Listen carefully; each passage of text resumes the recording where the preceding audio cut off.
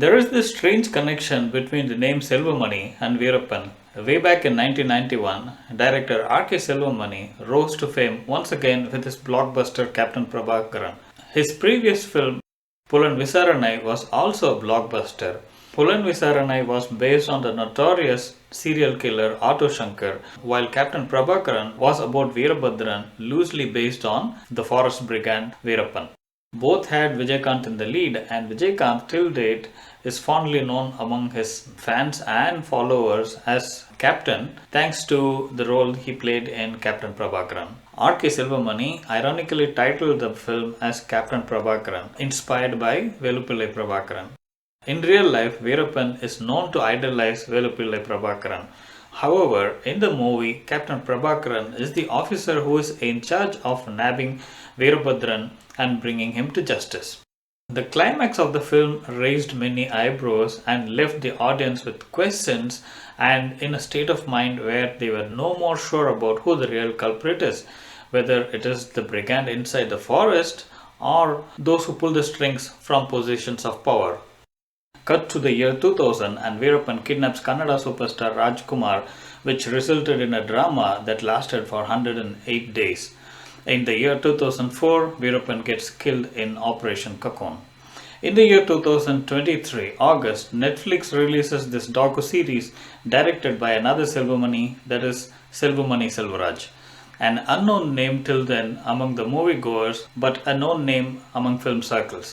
And what a way to make people remember the name. In spite of having impressive writing credentials such as Life of Pi, this series is what made heads turn and make people take note of who Selvamani Selvaraj is. I have been intending to watch this series for a while now and I finally managed to catch up. Those who lived through or grew up during the 90s or later in Karnataka or Tamil Nadu could not have escaped the happenings around the life and exploits of Veerappan.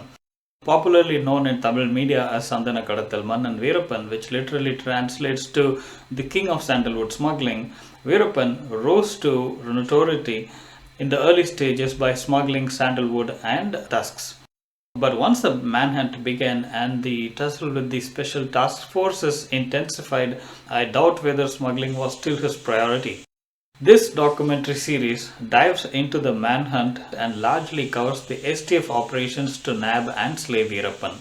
So, the series is aptly named as The Hunt for Veerappan. Selvamani Selvaraj in his interview to the Hindu said, making it into 4-part series was always the idea. We wanted to explore who's Veerappan, why he came to be, why it was so difficult to capture him, and why it took so long. We divided the manhunt to 4 thematic parts. Firstly, how he lived as the king of the forest. Next, how the clash with the police happened. Third, how it all turned political. And finally, the desperate attempts to escape the clutches of the forces. Contrary to what he said, this docu-series does not get into the part before the hunt, which is how did Veerappan earn the notoriety that he was feared for. Therefore, the part of how he lived in the jungle as the king of the forest, in my opinion, is insufficient. Yes, they do talk about Veerappan's survival skills inside the jungle, but how did he become the brigand of the jungle itself is a puzzle left unsolved. There are a few morsels of information about Veerappan before the hunt, but not to the extent to answer the obvious question. While I do agree the scope of the documentary is not that, it is impossible to think of and question why did the manhunt begin at all. My reason for asking this question is quite simple. Sandalwood smuggling is not a small-time operation. It involves enormous logistical backbone. And Veerappan could not have pulled it out on his own. It is not something that you can slip it into the pocket and walk to the street corner and sell it to some crackhead. And Veerappan was only the king of the jungle. He did not control the entire logistics. He could only get the wood out of the forest. This is not something that he could have achieved without the support of officials, police, politicians, business magnates and other smugglers. While the STF had its task cut out, it is also true that the entire operation was convoluted and the entire manhunt was a smokescreen to hide the real culprits. It is impossible for a brigand to survive inside the forest for decades and foil the attempts of the STF every single time, who had funding, resources and manpower. While the series details the STF officers who were slain in the operation, it conveniently stays away from how Veerappan managed to get the exact information of officers in order to lay accurate traps. Don't get me wrong, I'm not discrediting the research team by any means. They've done a phenomenal job of gathering facts, footages, photos, interviewing STF personnel involved, police officers, press reporters, political figures, and others. It has taken 4 years in the making of this docu-series. 2 years of research before shooting, 1 year of shooting, and 1 year of post-production. However, for obvious reasons, they have stayed clear of topics that could get themselves and Netflix in trouble. Selvamani Selvaraj and his team are presented with an enormous challenge, which is to maintain a neutral stance and to strike a balanced narrative amidst polarizing opinions. The STF, the police, and the villagers suffered immensely due to Veerappan, no doubts about it. Whereas the villagers suffered the wrath of both Veerappan and the STF. Effectively, it was the villagers who were caught in the crossfire between the STF and Veerappan and suffered immense damages. To me, that felt like an injustice done to the villagers because the villager side is not adequately spoken about. Yes, Muthulakshmi's side is narrated, STF side is narrated, journalists, negotiators. These are all crucial angles that must be brought into narration, which are treated with adequate importance. But as always, those who suffer the most are left as collateral damage, which is true to this docu-series as well.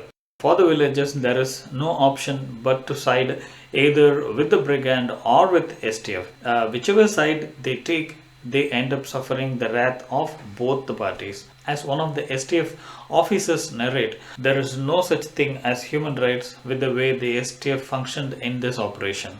There are some obvious shortfalls. One of them is the insufficiency of the Nakiran saga. Nakiran Gopal's interviews with Veerappan was sensational stuff back those days. There are around 9 hours of video footages for which Sun TV holds the rights. So it's understandable that Netflix cannot include those videos in this documentary, but I feel the entire drama that happened through Nakiran should have been covered, even just as mere facts. Another person conspicuous by the absence is Vijay Kumar. Apparently, his rights are with some other media house which prevented him from interacting with Netflix, so that is understandable. However, I find it strange that there is no mention of Walter Devaram. It is a well-known fact that Devaram headed the joint operations much before Vijay Kumar. In fact, even in many of his interviews, Vijay Kumar has mentioned at length about Walter Devaram's operations. But surprisingly, Devaram's name finds no mention in this series at all. Where the series truly scores a win is viewers who are new to this story of Veerappan on watching this series will refrain from taking sides.